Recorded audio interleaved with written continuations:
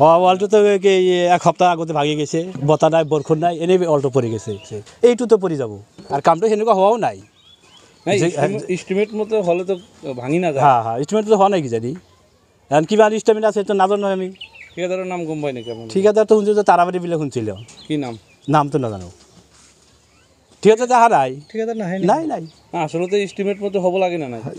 বস্তুটো তো ইষ্টিমেটের মতে হ'ব লাগে, নহ'লে এনেকৈ ভাঙি গ'ল কেনে। এইটো দেখিবলৈ পাইছোঁ ৱালটো হ্যাঁ এইটো বেকা হৈছে, দক্ষিণ ফাজিটা সেইটো বেকা হৈ গৈছে। এইটো নাথাকে তো এইটো ভাঙি যাব।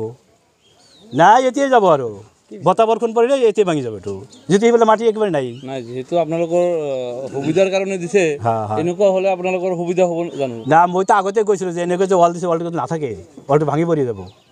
তাহলে কয় নাই এনেকৈ থাকিব।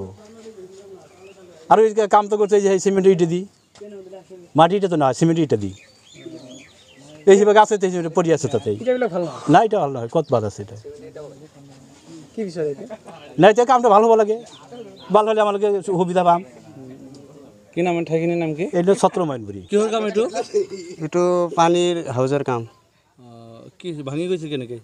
এইটো আগৰ মিস্ত্ৰী কৰিছিল, তাতে যিটো গাঁথনিটো কৰা হৈছিল তাৰ ছাইডত মাটিত না আছিল, সেইকাৰণে পুখুৰী ছাইড হালি গৈছে। বৰষুণ আহিছিল অলপমান, আগতে দিব লাগিছিল টানাটো, টানা কেইটামান দিব লাগিছিল। আগতে কি ইঞ্চি আছিলে? আগতে 10 ইঞ্চিমান আছিল নেকি। কি কামটো ভাল হোৱা নাছিলে? সেইটো কাম ভাল আছিল না, ইষ্টিমেট হিচাপত নোহোৱা নাছিল। নহয় আছিল। ঠিকাদাৰৰ নাম কি? ঠিকাদাৰতো আমি নাজানো, কিন্তু আমাৰ কণ্ট্ৰেক্টাৰ হয়। কি নাম? সানাৰ আলী। মুহুৰীৰ কি নাম? মোহিনীৰ নাম হ'ল সানাৰ আলী। এইখিনিৰ নাম কি? এইটোৰ নাম হ'ল মনবৰী।